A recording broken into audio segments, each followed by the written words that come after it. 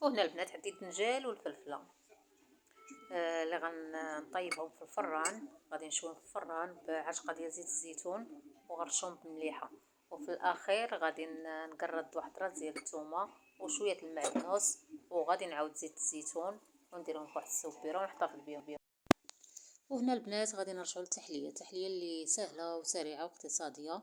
المهم البنات هنا درت الكراميل، خديت كاس ديال السنيده ضفته فوق البوطه باش يولي لي كراميل، ورجعت خديت كاسرونه اخرى وضفت فيها لتر حليب وكأس عنبه من الكريمه السائله وثلاثه من الفلان والسنيده حسب الذوق.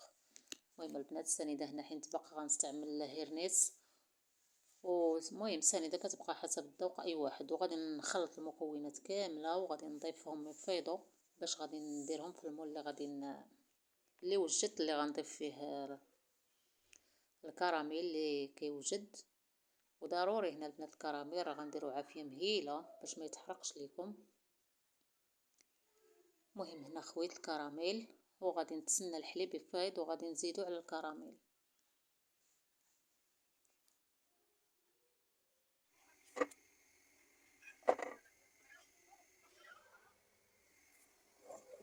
المهم هنا راه سرعت البنات حيت شويه الفيديو جا طويل وسرعت. المهم هاد الصابلي اللي غادي نستعمل انا البنات، وغادي نطحن كلشي في الميكسور. انا ضفتو حتى الاخير باش يذوب ليا دغيا،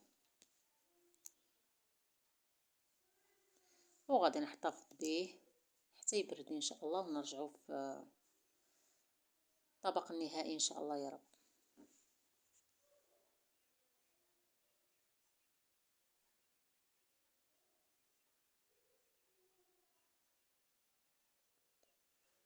وهنا التحليه الثانيه هذه ديال السحور.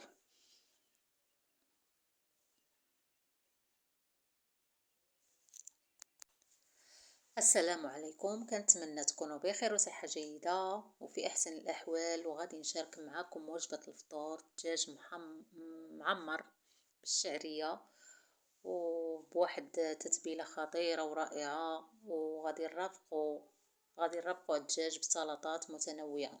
وغادي نحضر معكم واحد الشرموله اللي كتجي زوينه بزاف بزاف صراحه البنات. المهم هنا راه غادي نذكر لكم مقادير. مهم الربيع والحامض والبصله طحنتهم مزيان، وعاد ضفت الثومه وضمه الزعفران السمن موطارد ونصف كأس من الحامض وزيت الزيتون والتوابل اللي عندنا الخرقوم والتحميره وسكينجبير وابزار. وهنا البنات الملح راه ما ضفتوش نهائيا حيت عندي ديجا الدجاج غسلته بالملحه وبيتو ليله كامله والحامض وعصر عليه الحامض ونشف مزيان. ودابا الصباح انا كنقاد فيه باش من هنا للعشيه ان شاء الله نشعل عليه الفران. وهنا البنات عندي السبانخ اللي غادي نصاوب واحد شلاضه حيت الدجاج غادي نرافقوه بسلطات. والمهم هنا السبانخ البنات راه ضفت حكيت راس ديال الثومه وشويه التحميره وشويه البزار والملح. نقلوا الملح حيت البنات ما السبانخ راه اصلا دي هما مالحين. وغادي نضيف زيت الزيتون. وفي الاخير من غيطيب البنات غادي نعصر واحد نصف حامضه. ودابا غادي نخليه غنغطي عليه راه دغيا كيطيب ما كياخدش وقت بزاف ونرجع معكم.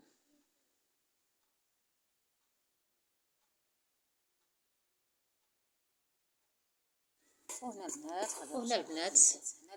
درت قد الفينو قد الفورس وغنضيف الخميره واحد عشقه ديال السنيده وغنضيف تقريبا واحد ربع كأس ديال زيت الزيتون.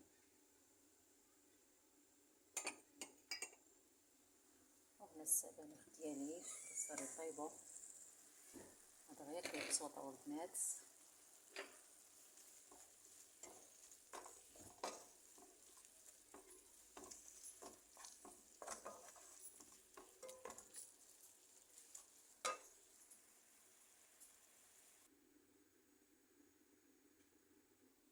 هنا البنات دابا ضفت الخميره وعشقه ديال السنيده وغادي نضيف واحد 2 معالق ديال الحليب. لي بودر البنات نيدو.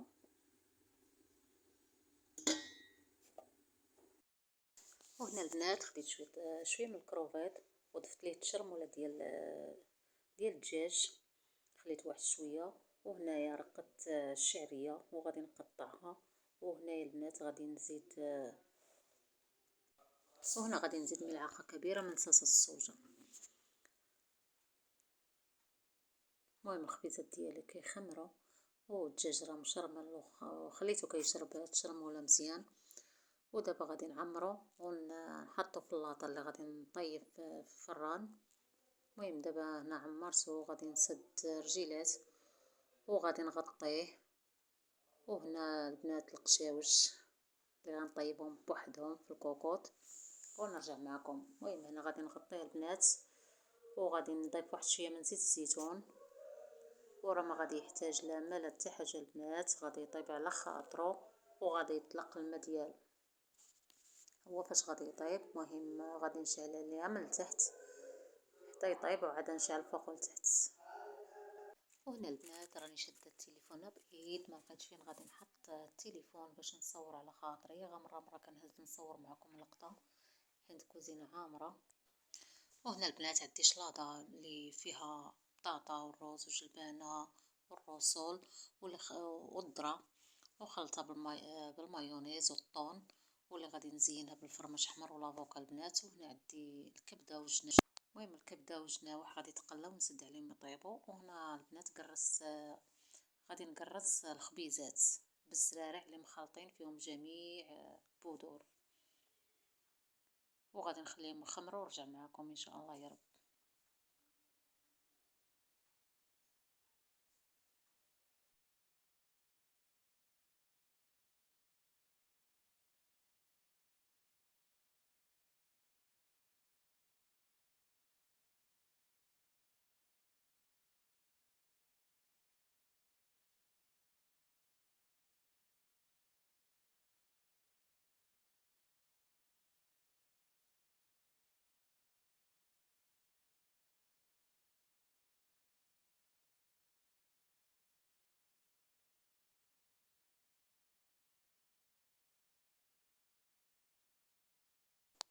وهذا هو الشكل النهائي ديال الخبيزات البنات، صراحه كيجيو زوينين ورطبين وهشاش. كنتمنى ينالوا اعجابكم يا رب وكيجيو محمرين، صراحه جاو غزالين وكنتمنى ينالوا اعجابكم يا رب.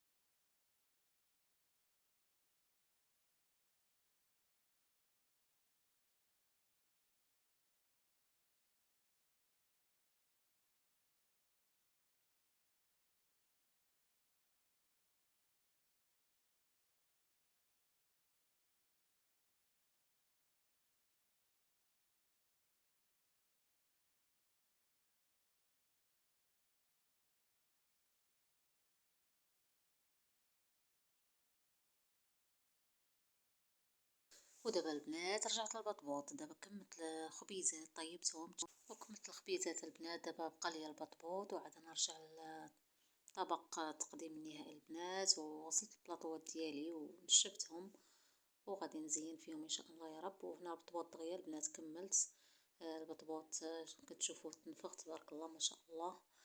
وهنا طيبت على البلاك وبسرعه البنات درت جوج طيبات وغادي نرجع معكم في التقديم النهائي ان شاء الله.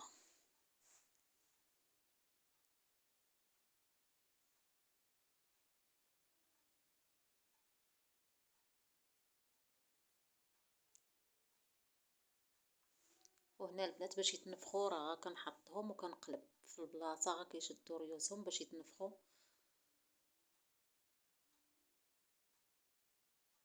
باش كيجيو منفوخين.